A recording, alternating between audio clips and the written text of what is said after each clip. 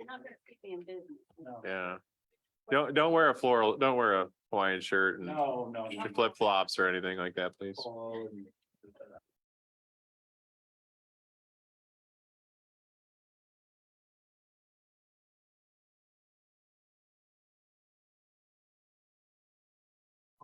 Good. All right. Smithville Board of Aldermen work session is now called to order. First item on the agenda is the retreat follow-up. Mayor, following discussion at the retreat a couple of weeks ago, there were a number of items for follow-up and future discussion, and we wanted to take a bit of time this evening to go through some of those items and make sure that we share with the board some of the information that we've incorporated as we develop the budget. A significant amount of this discussion really is around preparation and continuation of development of the draft budget. So one of the things that we talked about in the retreat was some items that were requested by departments but weren't funded. Most of those items, almost all of those items, there was merit to, and the board saw that as well. Stephen's going to outline how we're addressing some of those items in the first issue, and then the second memo I'll take care of.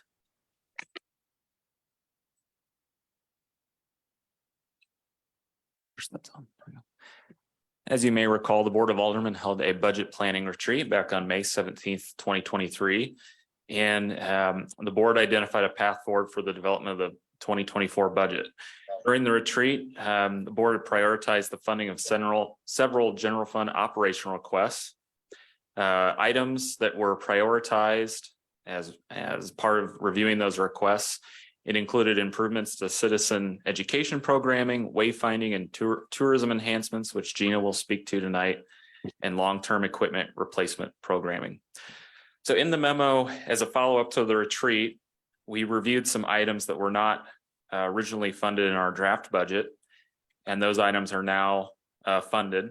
And so I will go through that list here briefly. We have $10,000 allocation for a Chamber of Commerce and City agreement, a $2,500 allocation for the Citizens Academy to improve citizens' education and opportunities to learn about the city of Smithville, a $21,000 increase to our attorney fees, a $125,000 increase to support our downtown wayfinding signage and installation efforts, a $60,000 increase for our equipment replacement allocation for our general fund departments, and then $12,500 to do work for the South Employment Overlay District using both in-house support from Jack Hendricks and outside consulting. All of those items, excluding the overlay district, are annual ongoing expenses. So when we update our cash flow chart, they flow into not only next year into 2024, but they have a financial impact on 2025, 6, 7, and further along. So when we look at our cash flow graph there on the second page of the memo, we've updated that and we show a pretty significant drop off as we head in about 2 to 3 years from now, using reserves below the 25% mark. As you recall, during our board discussion, we also talked about alternative funding sources that can provide some additional funding for police staffing needs, equipment upgrades, street maintenance, and sidewalk replacement. In the memo here on that page 2, I've outlined what our reserves could look like in the general fund with the public safety sales tax, taking on portion of those expenses. And you can see that public safety sales tax continues to have a positive impact on the long-term cash flow. So all of this provided to the board so you could see and understand what our financial outlook looks like for the next 5 years based upon those additions that were recommended and prioritized at the retreat. And I might just clarify a couple of things. Those items that we have included in the draft, some of those have changed since the retreat. For instance, as Stephen said, the South Employment Overlay District, that originally had been about a $30,000 price tag. We talked at the retreat and we've talked more internally. We will focus more on Jack doing that work. This is more for the map development and some of the facilitation of meetings, but we've scaled that back. The amount plugged in for downtown wayfinding signage and installation, that's a plug amount. So when we talk this evening with Gina on the priorities for wayfinding, the total price tag for all implementation of all of the downtown sign, or excuse me, all of the signage around the community is over $1 million. But what we would recommend at this point is plug in about $125,000 to work through those priorities and spend that over time. We also would like to look toward finding partnerships with other organizations and community partners. So there are other items or ways of being able to address some of these. There are some items that were on that list that were not funded that we talked about at the retreat that we continue not to fund or might be identified for those alternative funding items, which, like Stephen said, one of those would be a public safety sales tax. We also do not include funds that are included in the budget this year for expanded overlay and sidewalk programs. And we talked about that in the retreat, and we'll have a discussion on that in the next item as well. But I just wanted to clarify a couple of those items. The other thing, and Stephen, I don't know if you were going to mention this or not, the fund balance charts, those are based on our current revenue estimates, which we believe are somewhat conservative because we do know there is a lot of development going on around town, and we've taken into consideration some of that growth, but hope that we'll see additional growth as well. Mhm. Yeah, I was going to mention as well, the marijuana sales tax. We talked about that. That's still an unknown what that might look like. There's a little bit of that worked in for next year, but again, with that being kind of a question mark uncertainty until that tax is in effect, we'll have a better picture of what that provides for revenue source closer to the end of the year, and we'll update that 5-year chart when we get a better idea of what that looks like too. So. Thank you. Any questions for Stephen? Stephen, I have a question. What was the increase in the attorney fees? Is there a reason for the increase in the attorney? In talking with Cynthia, I know we've had discussions and inquiries with our current attorneys, and I think they're looking for a potential increase in the future. A couple of things. One, on an annual basis, we continue to see an increased need for discussions with attorneys. So there is just a natural growth there. But we have been approached by our existing attorneys for a potential increase in their hourly rate. And that's one thing that we'll need to be discussing with the board if we want to look at that, or maybe look at an RFQ to look at services. So, and if we were to go out for an RFQ, I think no matter what, we would be looking at a higher rate than what we're paying now, because we are paying it's $150 an hour for both Scott and John individually, and you don't see that. And Okay. as we saw through our contract on labor negotiations, it's significantly higher. That's another thing too that's going to. And that was included in the base budget. Okay, thank you. And so just reading this, Stephen, if I'm correct here, we went from a 40% fund balance to 25%, and in a matter of 3 years, we've gone through that below 40% all the way down to below 25% and projected 2025. Yeah, so what we did is we updated the cash flow with these items that were prioritized, and we do see a pretty severe drop in ending fund balance. So, when we look at that cash flow chart, and that's why we included the public safety sales tax chart below. It does show that positive effect that would bring to the general fund balance by including some of those police expenditures in there. But yeah, when we add those items, I mean, there is a pretty severe decline in the fund balance. And as discussed in the last couple of years and couple of financial retreats, even with the 40% fund balance, which is why the board voted to change it to 25 last year, we've never gotten below 40 or even close to 40. We've stayed And what I was going to significantly above it. And that's why we did the neighborhood grants and a lot of the other programs. if I could also address, so we have for the last several years budgeted use of fund balance to balance that budget. We typically have not had to go to use as much as we anticipated because revenues have come in better than anticipated. And typically expenditures have also been less than anticipated, whether it's timing and we might have a large project budgeted and we don't start it till the next year, or this is one of the things that we do want to watch, because we have had over the last 5 years a significant amount of savings from salary expenditures. We've not been fully staffed. Until last Friday, we were fully staffed. We've had one resignation. So we are closer on that as well. all of those are items, and that's why we have the forecasting here, is to help us look at where we are on those expenditures. That's why on a monthly basis, Stephen's reviewing the budget. If it's looking like we're getting too close, we have to cut back on some things. Got it. So there's an ongoing review of where we are, that financial health, job. and looking at the longer range information as well.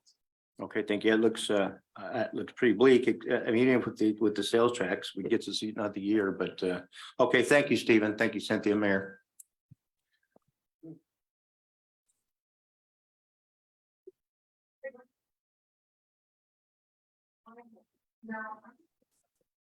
There's somebody online. There you go. Yeah, thanks, Stephen. And yeah, and even looking at the charts, having $1.7 million in reserve is still pretty decent on a $3 million budget where we were a couple years ago. So next, ballot initiatives. I just wanted to follow up and make sure that we're all still on the same page. As we discussed at the retreat, there was identification of some additional or alternative funding sources. As the board will recall, and we discussed this at the retreat, in 2021, we looked at facility needs, both from an operational standpoint and a public safety standpoint, and we had identified some pretty costly items there. We also, for the last several years, have known that our needs on the public safety area are increasing, whether we have a new facility or not. As a growing community, we have needs for additional staffing. We've had lots of discussion with regard to animal control. This year, for several years, our local representatives have taken to the General Assembly bills that would allow us the authority to take a public safety sales tax to the voters. SB 186 did pass the General Assembly earlier this year. It awaits the governor's signature. If the governor goes ahead and signs it, it goes into effect. If he doesn't sign it, it goes into effect August 28th. If he vetoes it, it does not go into effect. We have begun planning based on the supposition that it will be approved, and we will continue to monitor that.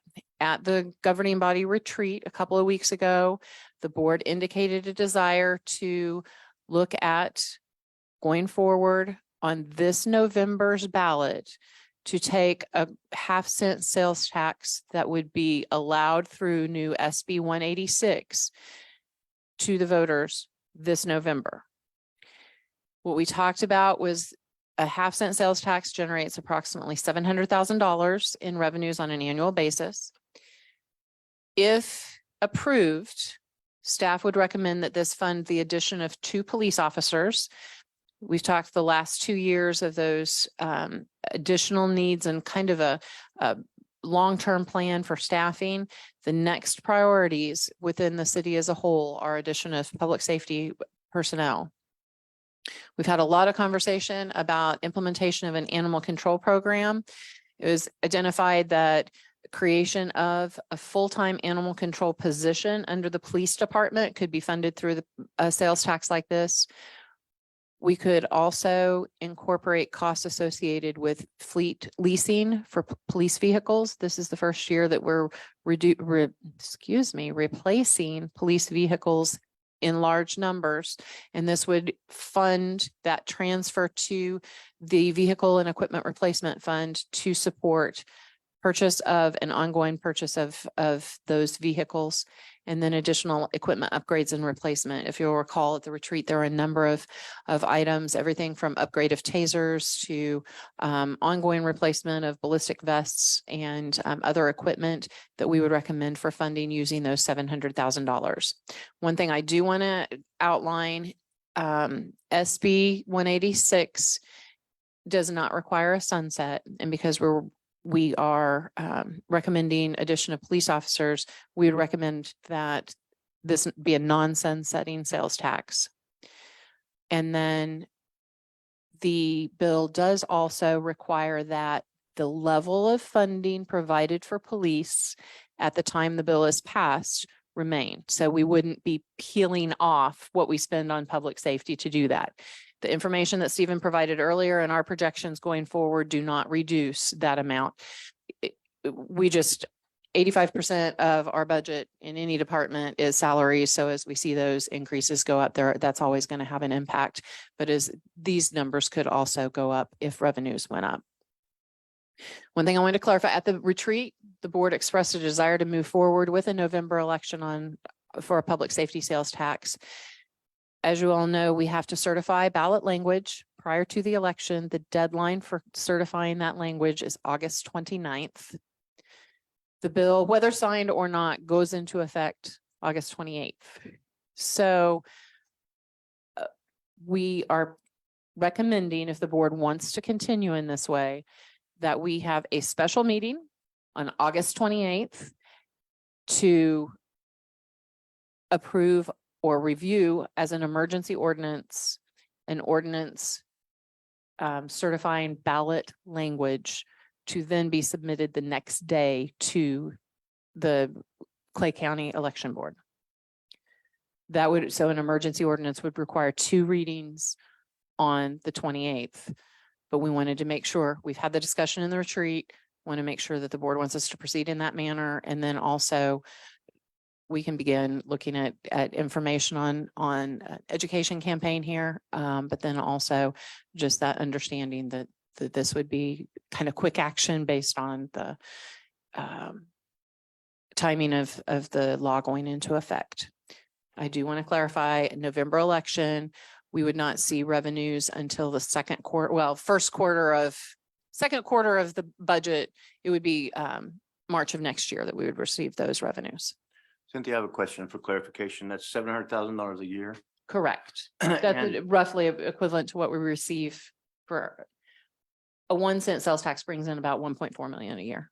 Okay, and does it have to be half cent, or can it be below half cent or above a half cent? Is half cent the maximum? Half cent is the maximum. So it can be below that as well. It could be below that. Okay, thank you.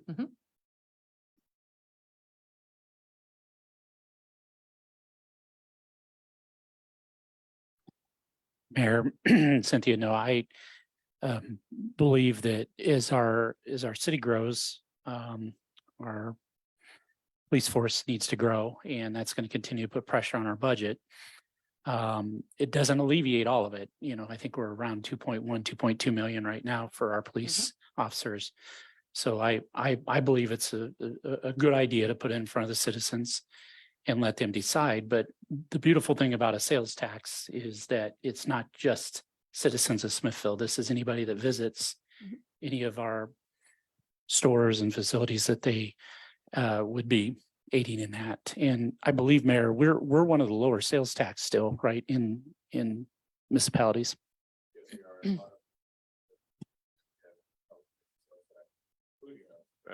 been working on it for the last 5 years at least. And like you mentioned, our police budget's $2 million. Our entire property tax collections just hit $1 million this year. So part of that already does come from sales tax as well. So Absolutely. Yeah.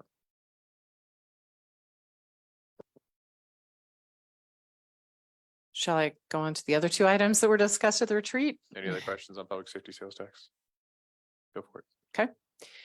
Also at the retreat, we discussed facility needs, both public safety facility, which as we've discussed, we have a need for a police department. Information was presented in January of 2022. Costs have gone up on construction since then, as we reviewed with the governing body. Current estimates for a police facility are about $18.5 million.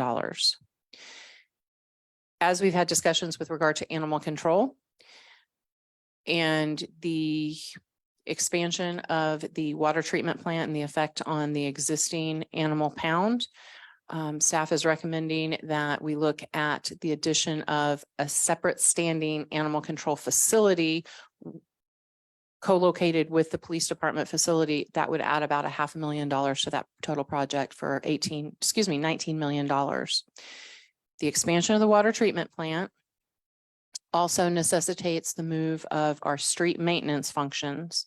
And we have recommended, based on review, that there be a co-located public works and parks operation facility at Smiths Fork Park. initial review of needs. And the recommendation was for a co-located parks and public works facility that included all the administrative functions of both of those departments, and some additional space. The current estimate at $3.5 million really encompasses a place for the vehicles that we have to have protected. So we have a significant investment in those, that equipment that's used to maintain streets and parks, and the staffing for that. The administrative side, particularly of the Public Works Department, would then in all likelihood be relocated here at City Hall. So we've also included some estimates for renovation of the City Hall space where the police department is currently located. As the board is aware, we have had discussions with the Corps of Engineers on some use of space as they are renovating the Litton Center. We've had some discussions with them on that possibility. It may become cost prohibitive, also a time issue of discussions and negotiations with the Corps. That's becoming less and less an option. So we've identified $23 million in funding for public safety and operational facility needs. That $23 million, the funds necessary to support the debt service for debt issuance for such expenditures could not be supported really through a sales tax. We've looked at a mill levy to support a general purpose debt issue. That would total between 55 and 60 cents per $1 of assessed valuation. That is, we do recognize as a significant increase. It would be a bond issuance, much like any other significant public investment that does occur. Discussion by the board at the retreat expressed a desire for that to be placed on the ballot in April. Certification for ballot language for April would have to happen in January. So we've got some time to continue looking at that. A bond election really can't go on the November ballot because of the timing of assessment and setting the tax rates, and then seeing what taxes look like. That would be an April election. It's a per 1,000 assessed value, right? Yeah, per 100. I'm sorry, it's not per 1,000, it's per 100. Per 100, you said it was $1 in the package. Pardon? It says $1 in the packet. Originally what you said is $1. It does say what per dollar, doesn't it? That- No, it is not 55 cents per, yeah, it's That's for a lot beyond our $100. authority. That would be a lot of bonding authority, and that'd be great. One thing we do, yeah, wow, good miss on that. Thank you for catching that. One thing to highlight as well, we are capped, as we discussed at the retreat, at a portion of our assessed valuation that can be issued for, that we can have issue debt. We have a debt levy limit. That also is dependent upon our total assessed valuation. And that changes with the assessed valuation and would be revised in January. But currently it's about what, 24.5 million? Stephen? 240 million. I'm sorry, 23.7. 237 million assessed. Yes. So look for, we don't need direction tonight, but want to make sure that we reinforce that discussion that we had at the retreat. We also had discussion. I noted earlier that this year we have additional funds to help boost the expenditures for infrastructure, from street overlay. And you'll see on the agenda tonight, approval of some sidewalk improvements. We've included those as one-time funds this year. Those are not included next year. At the retreat, the board also discussed the potential of taking a 1/4 cent sales tax for streets and sidewalks to the voters in April of next year. That would provide about $350,000 in revenues to be able to continue enhancements there. I believe discussion on that was for with a 10-year sunset to basically infuse that infrastructure with $3.5 million over 10 years. Question. Mhm. I understand it can't go in November, right? Mhm. The bond can't. Mhm. Could those go in August instead, which I think would have a Mhm. higher voter turnout They could. versus April? I think we need to have a bigger basis Mhm. of voters to make that decision versus an April election August primary. on August primary.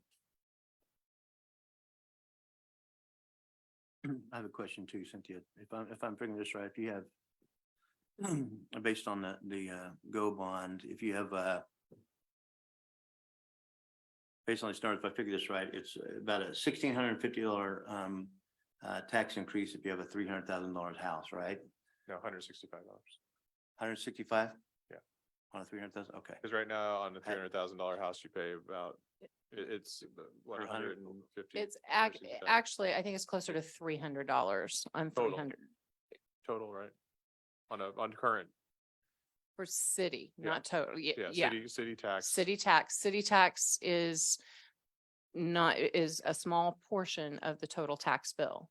So currently, and the numbers that we have used, and I know it may not And the $300,000 house isn't gonna be assessed at $300,000. correct. So you're talking about $300 is 300,000 assessed value or 300,000 actual value? Assessed. So that's about Be- $1 it'd be- million yeah, home, right? it'd be- it'd be- $700,000 home. Mm, total round. Yeah. But even, yeah. even that, I mean, if it was a, say, $1 million home, it's only, you're only talking what? $500.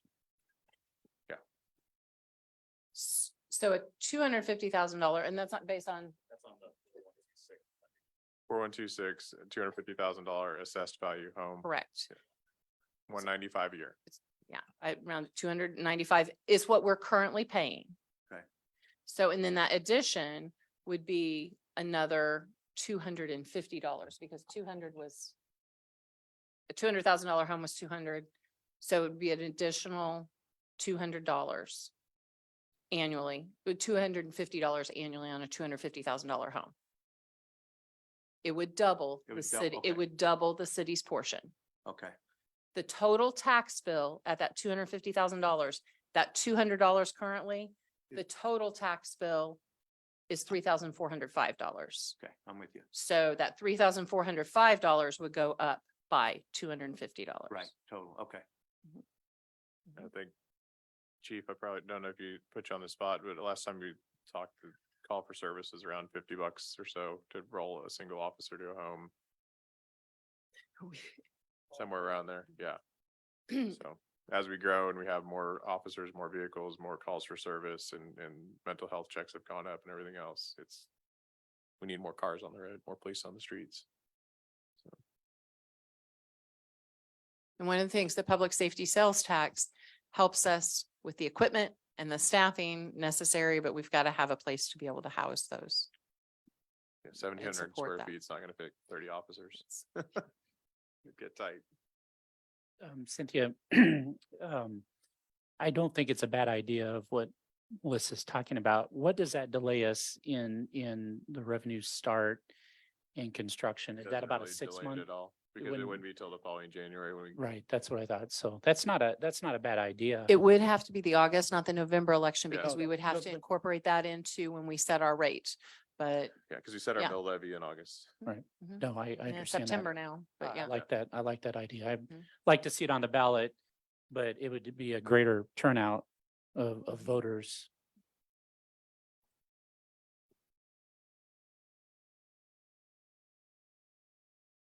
I think Chief's backup plan is stacking desks, right? Bunk bed style desks. There you go. Any other questions on the ballot initiatives? Or bond issuance, I guess. We'll continue to monitor, and if there are any changes to the public safety sales tax, if we see any movement by the governor, I guess it's 3 years ago now, the last time that it had been approved, it was on an omnibus bill that was vetoed. We don't see that happening here, but we'll keep you posted and we'll work toward bringing that forward, and we'll put August 28th as a special meeting on the agenda, and we'll continue then to provide information on the other items. Sounds good. So then Gina is going to be providing information on the wayfinding plan, and at the retreat, you provided some direction to focus on downtown. And so that's the information she's going to present this evening. All right, good evening. Like Cynthia mentioned at the board retreat, we talked about focusing on the downtown as the first phase of the wayfinding signage. Part of this that we worked with KMA and the committee was to identify signage for every public thing that somebody could go to in the city of Smithville, and laying the breadcrumbs of directional signage, a sense of arrival. So really, this is like a master plan of every possible sign that could go in Smithville currently. That's why it's such a high dollar amount. So working on the phase off of the downtown approach, I went through the plan and looked at every single sign that mentioned downtown. So that was directional signage, entryway signage, everything like that. So based off of that, the total was 281,000. And some ways that we looked at phasing it was looking at the downtown historic entryway signs of each of the entryways. There's 4 of having that sign so people have a sense of arrival and doing that first. And like Cynthia mentioned earlier, we would be looking at some partnerships. Main Street is actually applying for a T-Mobile grant. That's around 50,000. That's due at the end of June, and it's approximately 60 days to find out about if we would receive that grant or not. So that's also some funding potential. But if we looked at just the historic downtown entryway signs, and then I know a pedestrian kiosk has been mentioned from Ron. So if we included that, that would be around 100,000 for the budget for next year. So that's what we were looking at for at least the first phase for the downtown. And then if we wanted to continue, phase 2, next time we could focus on the directional signage to get people here. Or we could look at a primary entrance sign for the city of Smithville. So really it's up to you all on what you guys want to prioritize for the first phase.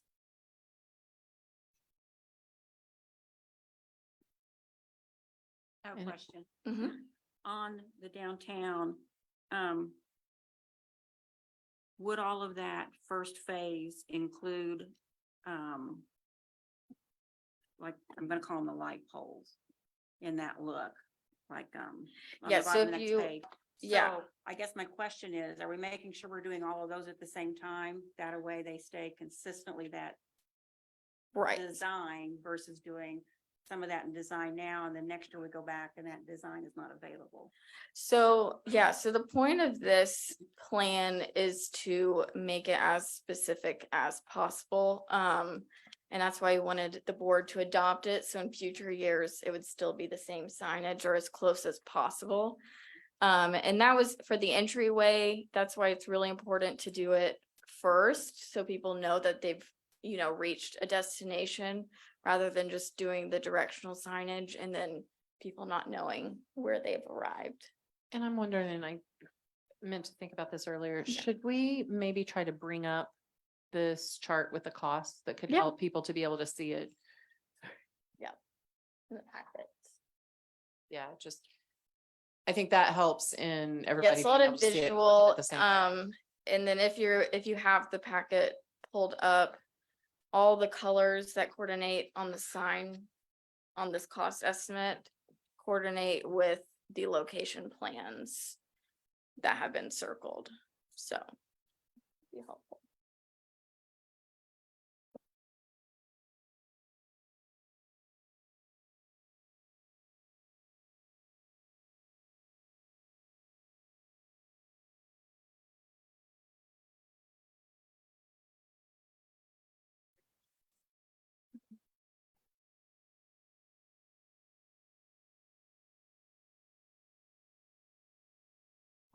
Well, that's what I'm wondering when I'm looking at this. Does that make sense? Yep.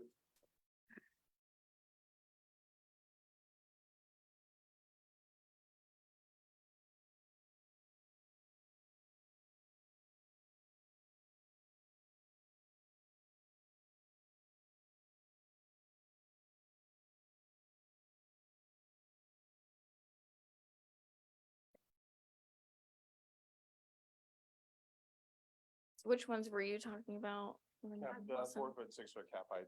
Yeah. You know, with like when we did the light poles, some, Mhm. the new ones don't match the old ones exactly. Right.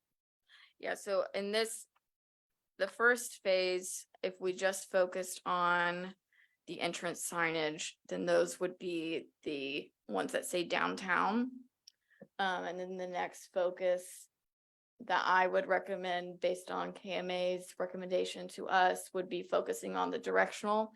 So yeah, that would be the same signage for at least those ones. But if we did future directional signage, because this isn't encompassing every single sign, it's just the ones that are directing people to downtown. But those do have other facilities like directions to the high school, directional signage to the elementary schools, the lake. So there are other facilities being addressed in those directional signages as well. So, and then just Linda, and scrolling down and making sure we see what we're talking about, the first priority that we talked about, the historic downtown signs would be that downtown entrance signage that's the first on the next page, Linda. So that would be, there'd be 4 of those Mhm. at the amount estimated there. Then I think the mayor noted the 4-foot cap direct vehicle directional, which is Well, the 6 and if we do all. 6 and 4. If we did 6 and 4, it'd be over that 125 number that we talked about. Together.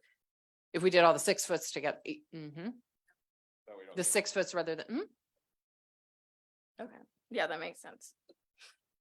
Want to order them separate years and get separate. understood.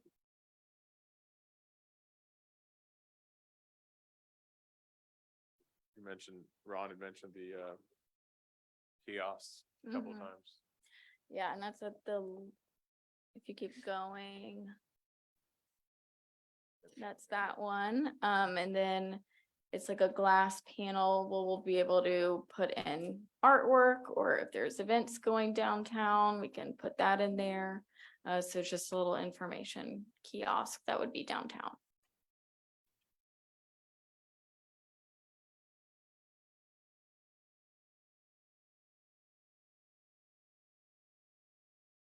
So I think this evening, what we're looking for from the board is, so the total cost for all of these signs focused on the downtown is about 255. Sorry, 280 because of Yeah. contingency. Mhm. What we were looking for from the board and continuing to develop the budget, we've plugged in 125,000. Is that sufficient for what you see desires? Is that too much? What sort of phasing would you like to look at?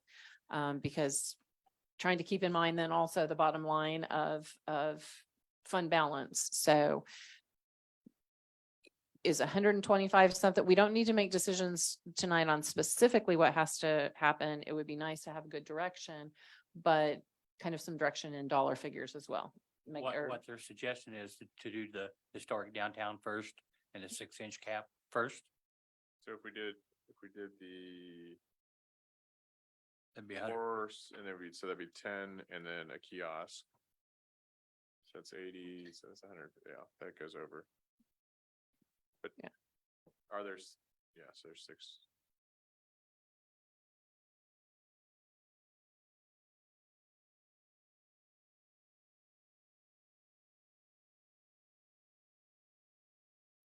So if we did the 4 and the kiosk year one, we could go back and look at the other 2.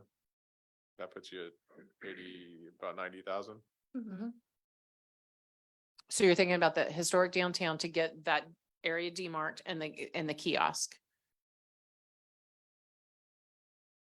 Yeah, because the other At ones. 70 and try to 17, do- yeah, so you're if about we try to do all the 90,000. 6-footers, you're at 160,000. That's right. Unless you did some portion of those, and like we said, then Yeah. that gets confusing. I'd rather roll some of it to the following Mhm. year and try to do more. And then based off of this as well, in the map, I circled every single sign. And so if there's certain areas we want to prioritize in future years, this is just, the master list. And if we do Heritage Park improvement, we want to maybe look at doing stuff then, or. Absolutely. Mhm. As we work on those projects, then we incorporate the signage cost into the project cost as well. roundabout, those- Kinda like- yeah, Right. Right. whatever, fizzle. Right. So we address some of those through those project costs. Is there any extra room in Streetscape 3 for any of this? No. It's over. We're already over. Unfortunately, sorry. Mo- That's a good question. That's what I was thinking too, but MoDOT has not been, Kind of smack that one down. yeah. Yeah. Yeah. It's kind of fast, but you know. MoDOT has been very, So the grant, MoDOT Yes. engineers are not. the end of June, correct? And you think Yes. you're here within like 60 days or so? Yes. So if Yes. you're Is here that your- within 60 days, and how much was that grant? It is 50,000. So if we were to get that grant, match. could we go back and look at putting in the Yeah, we have time. 6-inch cap? Yeah. I mean, we'd have Mhm. time to put that. We'd have back time in to so we can adjust. stay consistent. Yeah. Absolutely. Mhm. Yeah, because Mhm. we have till mid-October to approve. We're Okay. still looking at 125,000 to put in. But it'd be, well, if we But did, we if we get just the did grant. 90 and if, but we get the 50, then we put it at 175. Right. Yeah, it would increase our amount. Right. Yep. Okay. Right. Yeah, 175 would probably get, but yeah, otherwise we spend 90. All good. Yeah, okay, never mind. Any other? Which Comments? number? Sorry, I heard. So yeah, two. I 170? forgot the number, but I was saying- If we get the grant, what Alderman Wilson was saying, if we got Yeah. the grant, we would look at doing more. Otherwise, we just do the 90,000 worth. Yeah. So I Okay. budgeted at 100. And see if we Budgeted get- if we get the 100. grant. Well, and budgeted 100, and either way, if we don't get the grant, we don't do it. So Yeah. we'd have, basically with the grant, we've had 150, so we can do all of those that we looked at. Yep. 100 is what we budget. Yep. Stephen, we're gonna budget 100. Keep- That help you by 25,000. Yeah, look, I saved you Perfect. money. See? Steven. Bumster grant, yeah, I'm like, where's, yeah, you present, not Chuck. Right. Okay, so I think, great, we've got priorities, great, and we'll look forward to hearing about the grant. Yes. No pressure. So this then helps inform the next discussion on the budget, which will be at the next meeting, where we'll spend significant amount of time talking about the capital improvement plan. And then the next several work sessions are related to budget items. We'll bring those forward for additional discussion and review then as well. We appreciate direction and feedback. Thank you. Any other questions, comments, concerns? If not, I'll entertain a motion to adjourn. Motion to adjourn. Do I have a second? All in favor of adjourning, say aye. Aye. All opposed, say no. Stand adjourned until our 7 o'clock.